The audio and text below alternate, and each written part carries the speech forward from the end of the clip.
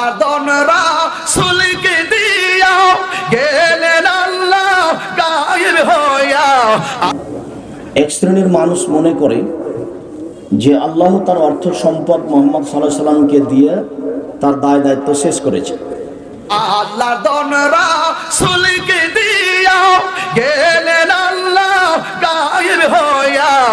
আল্লাহর দনরা সুলকে দিয়া গেলেন আল্লাহ গায়েব হইয়া।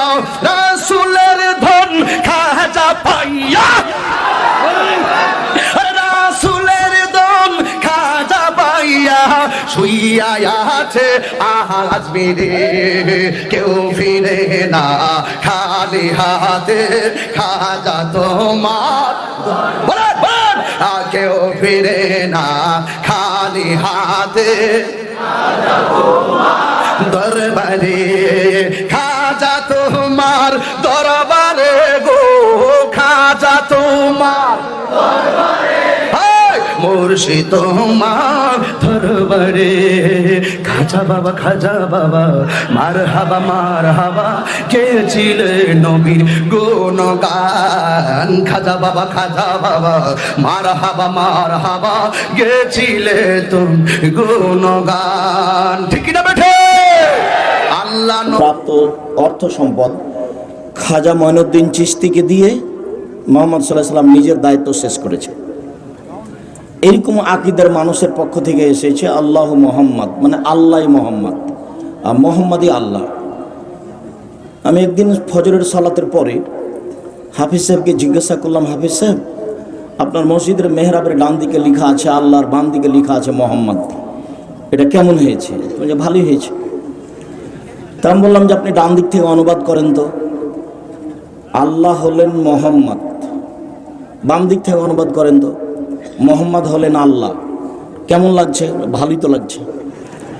তখন বললাম আচ্ছা ঠিক আছে, মোহাম্মদ উঠিয়ে দিয়ে এবার বলেন আল্লাহ আকবার। ডান দিকে হলো আল্লাহ আর বাম দিকে হলো আকবার। এবার অর্থ কেমন হবে? আল্লাহ হলেন সবচেয়ে বড়।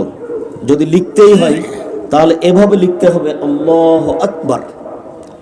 আর যদি আল্লাহ মোহাম্মদ লেখা থাকে তাহলে ভ্রান্ত আকীদার মানুষ যারা, তাদের এটা হিসাব। আকীদা মানে বিশ্বাসের ত্রুটি। আকীদা মানে আকদ, বন্ধন, বিশ্বাস, বিশ্বাসের ত্রুটি।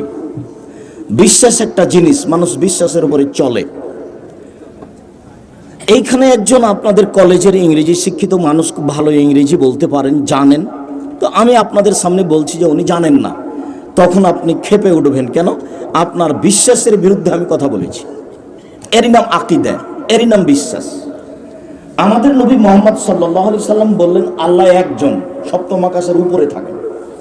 তখন তার আত্মীয় স্বজন, চাচা চাচি, খালা ফুফু যারা আশেপাশে ছিল সবাই বলল ছি ছি ছি ছি ছি ছি, এ কি মানুষ?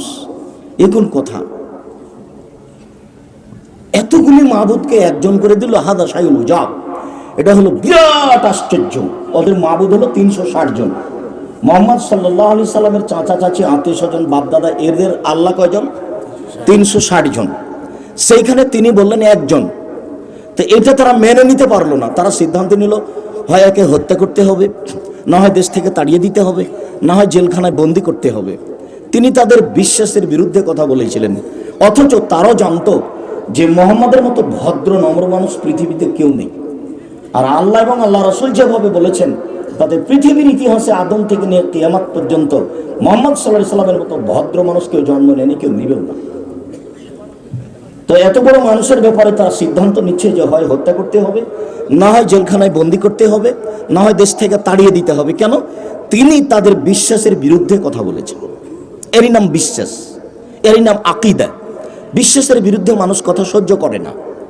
আমাদের নবীরও মানুষ সহ্য করেনি।